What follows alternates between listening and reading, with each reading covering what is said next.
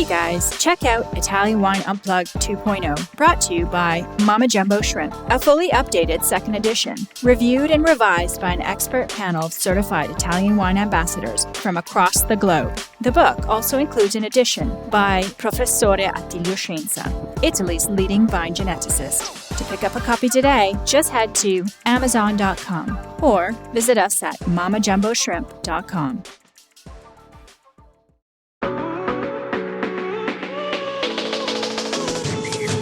Welcome to The Next Generation. I'm Victoria Cece. Join me as we chat with young Italian wine people shaking up the wine scene. We're going to geek out on a grape or grape fam, then hear about all the wild wine things our guests have been up to, from vineyard experiments to their favorite wine bars.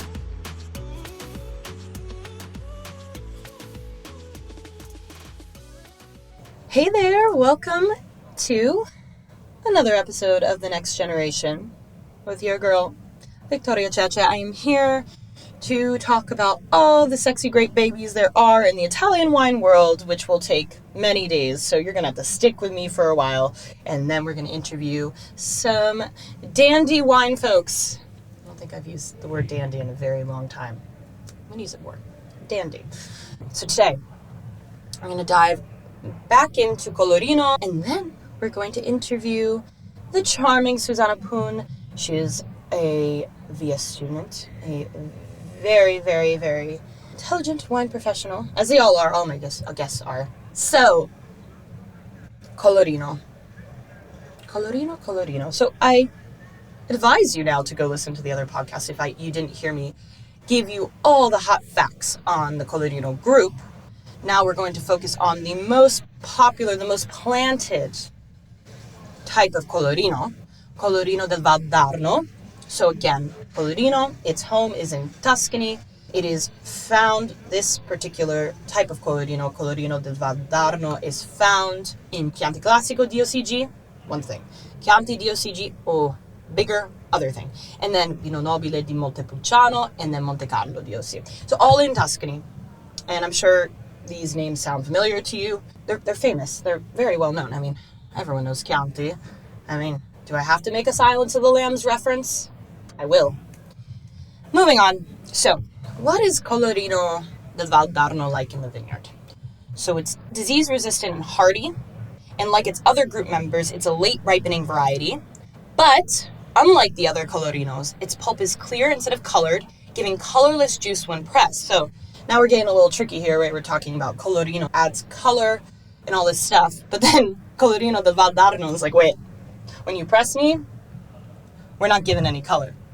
So when we go into more specific zones in Chianti, so we have the Chianti Rufina zone. Here we see a concentration of high-quality plantings of Colorino. That's a really fun fact to know, actually. There are some great Chianti Rufinas. And now you know a little fact, so if you ever drink one, you could be like, I wonder how much Colorino is in this. Probably not a tremendous amount. It has to be at least, I believe it's 80% Sangiovese. But you'll still get some Colorino and a couple other indigenous grapes as well. But anyways, so Colorino del Val d'Arno, we have in the glass, it's a deep violet color. But remember, you typically are not going to see this wine vinified as a monovarietal wine, meaning it's never going to be in the wine by itself. I'm sure there are wines, especially, you have to go back to the past, like think of Agri Chianti, they have to think of, time when farmers were the ones making these wines. So I'm sure, there are people that still just make it. But when it comes to wines you're going to find on the shelf, it's really hard to find one of these, this grape, like alone making a wine.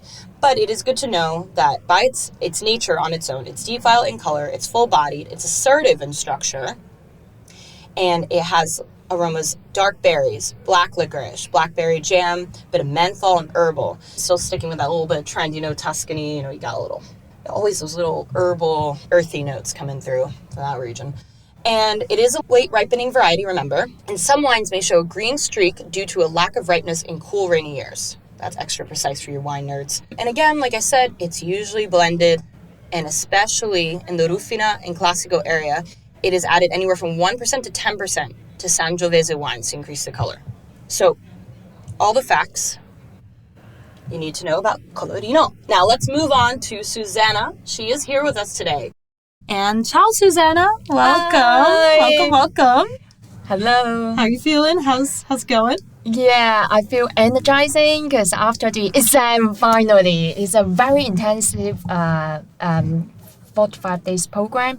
So we take these opportunities to come here all the way from Hong Kong and to see and also to share, to drink the local Italian wine here. So is this your first time in Italy? No, it's my second time actually. The first time was back to like last year. I went to French Quarter. Yeah, because I love sparkling wine. Did you do it with the Gita Scolastica? Yeah. Oh, you did? Yeah. Cool. Aren't those great? Those trips are the best. Like it's so immersive and also Franciacorta, drinking bubbles for a few days is beautiful. So you come from Hong Kong, right? Yes. Cool. So tell us a little bit about yourself. Yes, I'm a banker. I work in the finance industry, but I also take this opportunity to share my passion in wine in teaching in the university for WSET Level 1 and Level 2 course. Wow. So you're living a double life. You have your bank life and then you got your wine life. I think it's good that to turn my wine passions to share with the wider community in Hong Kong. Yeah. So Hong Kong is a very energetic city, and people they are willing to drink. Okay, they're willing to open to try different kinds of beverage. And I think it's good that at the early stage when they learn about wine to see the world of the wine, and then they can have a systematic approach in share the feelings in terms of the tasting notes and structure as well. So we are more on talking about when we say the tasting notes, we are not just only saying lemon, apple. We are more using the local language, the local terminology to share how we feel about the wine. I adore that. And and what kind of people do you see in your WSET classes? Like, do you see a lot of young people, or is it kind of mixed? Yeah, it's kind of mixed, okay? Because in Hong Kong, our program can the student come here and then they can apply the Hong Kong Government Education Fund. So we do see a lot of university people. They get prepared themselves to go to work in the society. And I do see a lot of people, they 30-something years old, they already start going out to work. They start getting wealthy, and they want to learn how to appreciate wine as well. And also we do see small portions of people, they are retired and they just want to find their hobbies. Yeah. Oh, yes. I mean, that's always lovely. And wine is a great hobby, as we know. Okay, so you teach WSET, but what made you go down the Italian wine route? Right. I start with sparkling wine, okay? I'm a sparkling wine person. Yeah, particularly champagne, of course. But I think when we explore more about the Italian wine, it's actually, there's a lot of possibility in terms of the sparkling wine. Not just only about the production method, it's about the grapes itself. I find it very interesting about this, so that's why I want to specialize myself into the sparkling wine. So Italian wine would be the first place for me to go to. And then secondly, in Hong Kong, the Italian wine ambassador community is very established. The people are helping each other. They are willing to share. We learn together. And I think this makes me as an individual, I would love to more devoted into the Italian wine. And then thirdly, it's about my students. Because they always ask me where to buy the wine within the certain budget. I think Italian wines would not go wrong, right? We have different kind of grapes as well as the still wine, sparkling wine, as well as Pasito method. It would be very good for them to go out to do the pairing as well. In particularly in Hong Kong, we international city. We have a lot of different kind of cuisine, or even in the Hong Kong style food, we have different kind of sauce. So that will be pair the food very well. So that's three things make me very passionate about the Italian wine study. Oh, yes. So I wanted to ask, because you're a sparkling wine person, I love sparkling wine. Is there an Italian sparkling wine particularly that you've been loving lately? Or at least an area besides Franciacorta? Trento Dog would be my choice as well. So I think because they already have the very established Chardonnay, Pinot Noir, and also Pinot Meunier. I mean, the grape style is equivalent, and as well, I find it very, very rich in terms of the style. I think this is something that inspired me as well. And of course, Prosecco, okay. In Hong Kong, Prosecco is a very big market, and in particularly this time at the VIA, we have the masterclass to explain the Prosecco DOCG. I think, and I have this is my first time to have 6 different glasses with different terroir, different slope, facing angle. I think it's very inspired me on how I going to evaluate the sparkling wine in the future. That's beautiful. I mean, yeah, and I think especially Prosecco, because there's so much Prosecco on the market and different levels of quality of Prosecco, that when you do hone in on Conigliano, Valdobbiadene, you get to like actually more respect it, because it, you know what I mean, in the sense that when things are so voluminous and you're like, oh, Prosecco, when you really focus on the terroirs and really look at it and of like fine examples, it re-inspires you, and it reminds you that like wines really come in different styles and different... and also the cost system, actually, they have different kind of plot, right? Yes. So this made me very interesting. I think this is something that we can share with the community, not just only Prosecco have just one style. It's actually, imagine if they dress different kind of dresses, they will have different kind of outfit. So I love that. I think this is something that we should let the people to understand and how they appreciate the bubbles, because I think in the Asian they always think bubbles make them headache, but it's actually not. It's actually how we choosing the right sparkling to appreciate and then match with the dishes, and then that will be go perfectly. Absolutely. And you just have me thinking a great advertisement would be like different people, maybe ladies in different dresses with the sparkling, because I mean that both like a nice outfit and a glass of bubbles is everything most people want. I mean, I want, to look fabulous and be drinking fabulous things. No, absolutely. Are you going to be able to go visit any wineries in the Veneto? Yes, I did. Yeah. Are you enjoying this podcast? Don't forget to visit our YouTube channel, Mama Jumbo Shrimp, for fascinating videos covering Stevie Kim and her travels across Italy and beyond, meeting winemakers, eating local food, and taking in the scenery. Now back to the show.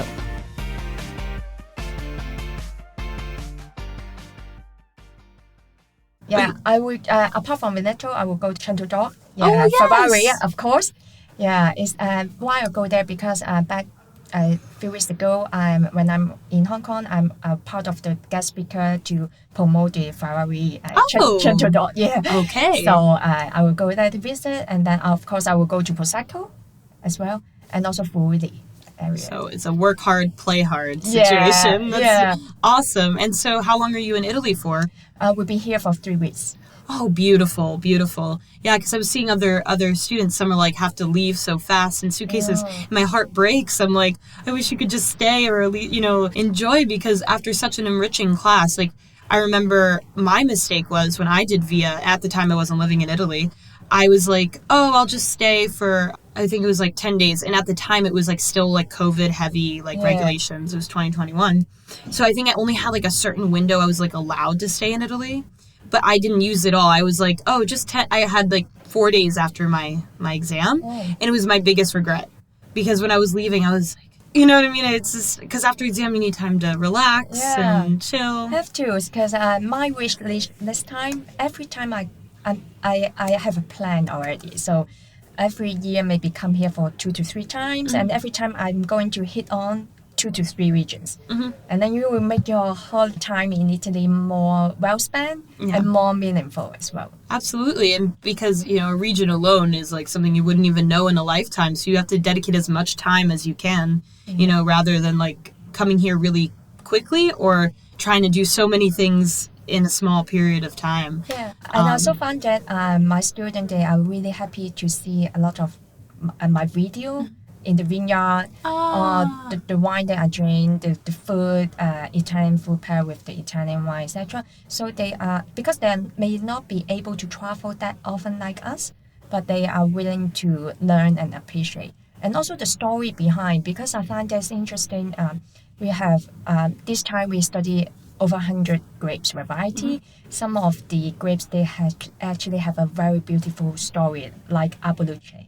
The fairy tale of Aboluce. And also they have not just only one style of wine. Aboluce, they have sparkling, still sparkling, and also Pasito, right? Yeah. So it would be very great, and we may not be able to find in the market in Hong Kong, but I know some of the importers, they already imported it. But it would be good to share this kind of different phases, different angle of the grape variety. I think this is something I'm passionate to share this kind of story to my students. I mean to the younger generations, they need not just only drink, they don't need just only alcohol, but they need the knowledge, they need the history, they need to understand the terroir, etc., so that they learn how to appreciate. Yeah, exactly, the appreciation, because that's like one of the spectacular things about Italian wine is that it's really versatile. There's so many kinds, but even at all price points, you can find things that'll really inspire you and overwhelm you with how